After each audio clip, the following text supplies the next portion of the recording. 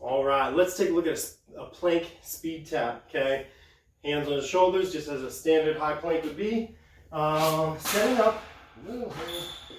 up about 6 to 12 inches behind something, a dumbbell that's out in front of you. Feet can be a little wider for this. Core is strong, head, shoulders, hips, knees, ankles straight. And now we're gonna tap and tap.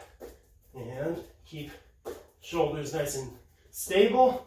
Get this tap as quick as you can. Make sure you're bringing hands back under your shoulders every single time. You're not starting to walk out in front of you, okay, and doing short little taps.